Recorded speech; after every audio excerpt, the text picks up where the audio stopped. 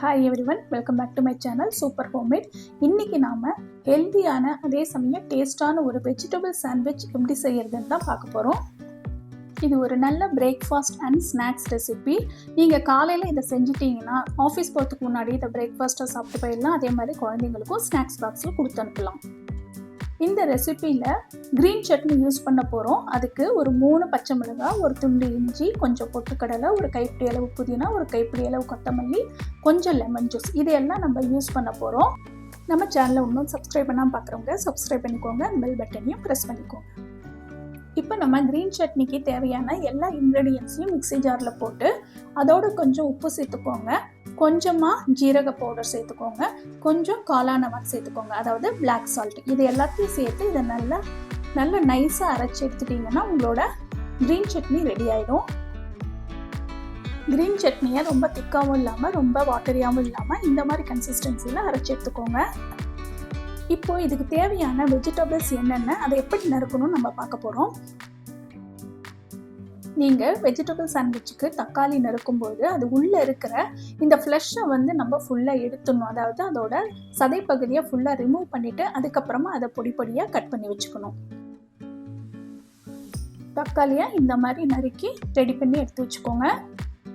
நாம் இந்த ரெசிபியில் frozen corn use பண்ணுறோம். இந்த மாதிரி ஃப்ரோசன் கார்ன் யூஸ் பண்ணும்போது அதை ஃப்ரிட்ஜிலேருந்து வெளியில் எடுத்து தண்ணியில் கொஞ்சம் நேரம் போட்டு வச்சுட்டு தான் யூஸ் பண்ணணும்.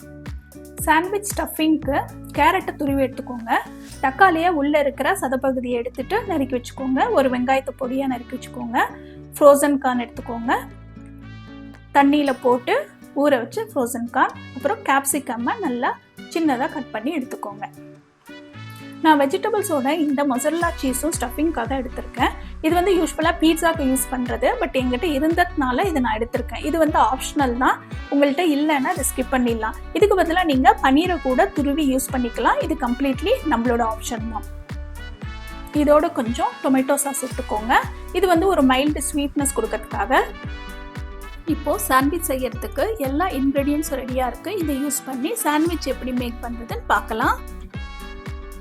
சாண்ட்விச் செய்யறதுக்கு சாண்ட்விச் பிரெட் கிடச்சிதுன்னா அதை வாங்கிக்கோங்க. அப்படி இல்லைன்னா உங்களுக்கு எந்த பிரெட் அவைலபிளாக இருக்கோ அந்த பிரெட்லேயே நீங்கள் சாண்ட்விச் செய்யலாம். ஃபஸ்ட்டு பிரெட்டில் இந்த மாதிரி பட்டரை நல்லா ஸ்ப்ரெட் பண்ணிக்கோங்க. இப்போ ஒரு ஸ்பூன் க்ரீன் சட்னி எடுத்து அந்த பட்டர் மேலேயே நல்லா ஸ்ப்ரெட் பண்ணிக்கோங்க.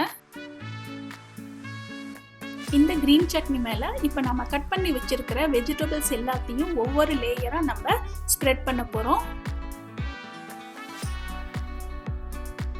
முதல்ல வெங்காயம் போட்டுக்கோங்க, அப்புறம் கொஞ்சம் கேரட்டை ஸ்ப்ரெட் பண்ணிக்கோங்க, அப்புறம் தக்காளி, கேப்சிகம், ஃப்ரோசன் கார்ன், இது எல்லாத்தையும் இந்த மாதிரி மேலே நல்லா ஸ்ப்ரெட் பண்ணி விட்டுட்டு அதுக்கப்புறமா கொஞ்சம் கெச்சப் போட்டுக்கணும். அப்புறமா நம்ம மொசரல்லா சீஸை மேலே ஸ்ப்ரெட் பண்ணி இதை மூட போகிறோம். சாண்ட்விச் கொஞ்சம் ஸ்பைசியாக வேணும்னா இன்னும் கொஞ்சம் வெஜிடபிள் மேலே க்ரீன் சட்னியை போட்டுக்கோங்க.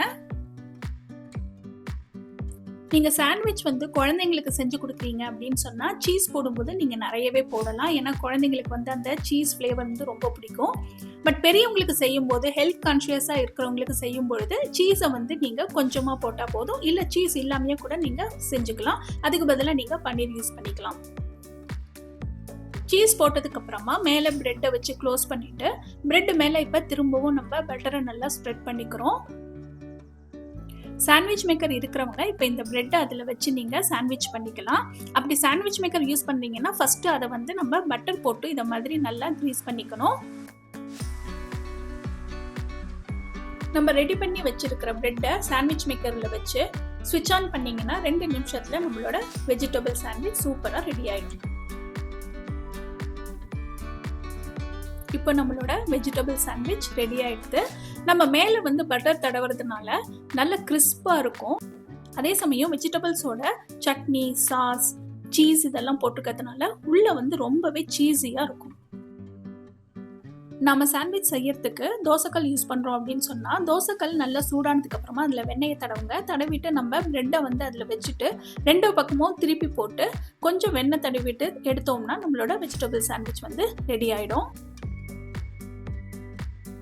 நம்ம வெஜிடபிள்ஸ்லாம் கட் பண்ணி ரெடியாக வச்சுருந்தோம்னா இந்த சாண்ட்விச் செய்யறதுக்கு 5 நிமிஷம் போதும். இந்த சாண்ட்விச் நீங்கள் ஆஃபீஸ் போகிறவங்களுக்கு பிரேக்ஃபாஸ்ட்டுக்கு செஞ்சு தரலாம். ஸ்கூல் குழந்தைங்களுக்கு ஸ்நாக்ஸ் பாக்ஸில் வைக்கலாம். ஸ்கூல் விட்டு குழந்தைங்க வீட்டுக்கு வந்ததுக்கப்புறமா ஸ்நாக்ஸ் கேட்பாங்க இல்லையா, ஸோ அந்த மாதிரி ஸ்நாக்ஸ் டைமுக்கு கூட நீங்கள் இந்த வெஜிடபிள் சாண்ட்விச் அவங்களுக்கு செஞ்சு தரலாம். ஒரு கடைக்கு போய் நீங்கள் வெஜிடபிள் சாண்ட்விச் சாப்பிட்டீங்கன்னா எந்த அளவு டேஸ்ட்டாக இருக்குமோ அதே அளவு சுவையோடு நீங்கள் இந்த வெஜிடபிள் சாண்ட்விச்சை வீட்லேயே செய்யலாம். அடுத்த வாரம் இன்னொரு புது ரெசிபியோடு உங்கள் எல்லாரையும் மீட் பண்ணுறேன். அது வரைக்கும் பாய்.